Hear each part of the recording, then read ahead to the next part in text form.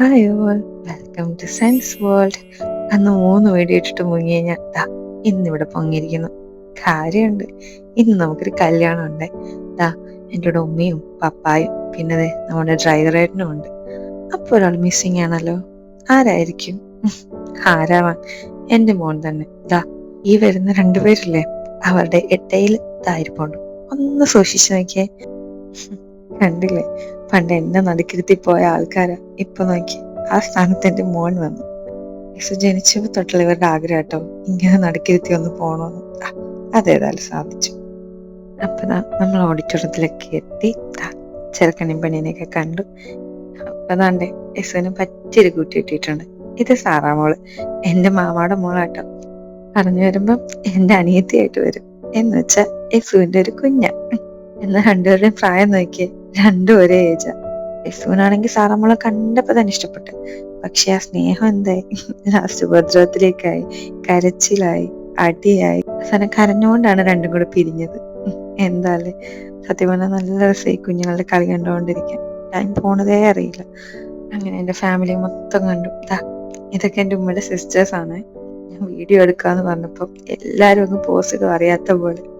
യേസു ആണെങ്കിലോ ആദ്യമായിട്ടൊരു കല്യാണം കൂടി എൻ്റെ വമ്പൻ ഒബ്സർവേഷനിലാട്ടോ. ഇതെല്ലാം എൻ്റെ ആന്റിമാരാണ്. എൻ്റെ വ്ളോഗിൽ ഇൻക്ലൂഡ് ആവാൻ ഇവർക്കൊക്കെ ഭയങ്കര ഇഷ്ടാട്ടോ. ഇതെന്റെ കസിൻ സിസ്റ്റർ. ഞാൻ വീഡിയോ എടുക്കാന്ന് പറഞ്ഞപ്പം അവൾ ഇഷ്ടമില്ലാണ്ടൊരു ഹായ് തന്നെ. എന്നിട്ട് ഭയങ്കര നാണം. അവളൊരു നാണക്കാരിയാ. അങ്ങനെതാ നമ്മുടെ മെയിൻ പരിപാടി, ഫുഡ് അടി. നമ്മൾ അബ്രോഡൊക്കെ പോയി സെറ്റിൽ ആകുമ്പോൾ ഏറ്റവും കൂടുതൽ മിസ് ചെയ്യുന്നത് എന്താ? ഞാൻ മിസ് ചെയ്യുന്ന 2 കാര്യങ്ങൾ കേട്ടോ. ഒന്ന് ഫാമിലി, രണ്ടാമത്തത് ഈ അടിപൊളി ഒരു കല്യാണ ബിരിയാണി. നിങ്ങൾ ഇത് തന്നെയാണ് മിസ് ചെയ്യുന്നത്? അങ്ങനെ ഐസ്ക്രീമും കഴിച്ചു. ഞാൻ ചെന്ന് നോക്കിയപ്പോൾ ഉണ്ടല്ലോ, എൻ്റെ മോൻ ഉറങ്ങി. അവനങ്ങനെ കുറേ നേരം കളിക്കും. പിന്നെ അവൻ്റെ ഡ്യൂട്ടി തുടരും. ഞാൻ നോക്കിയേ, ഷുഗറുള്ള ആളാ. ഇത് 2ാമത്തെ ഐസ്ക്രീം ആയി പോയി വാങ്ങിക്കുന്നത്. ഞാനിതെടുത്ത് വ്ളോഗിലിടുമെന്ന് പറഞ്ഞ് ഭീഷണിപ്പെടുത്തണുണ്ടോ. പിന്നെ എണീറ്റുമ്പം എല്ലാവരുമായിട്ട് കളിയായി. ഇതെന്റെ പാത്തുമ്മി, അതായത് എൻ്റെ ഉമ്മയുടെ ഉമ്മ.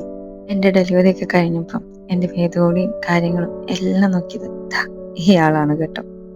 ആളേസുമായിട്ട് എന്തൊക്കെയോ കാര്യങ്ങൾ പറയാ. ഇപ്പൊ ഒരു സൂത്രം കാണിച്ചു തരാം.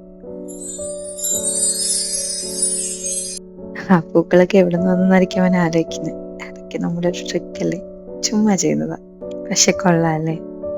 അങ്ങനെ ഞങ്ങൾ എല്ലാവരോടും യാത്രയൊക്കെ പറഞ്ഞ് ഇറങ്ങിയപ്പോ നോക്കി, നല്ലൊരു പമ്പരം അല്ലേ.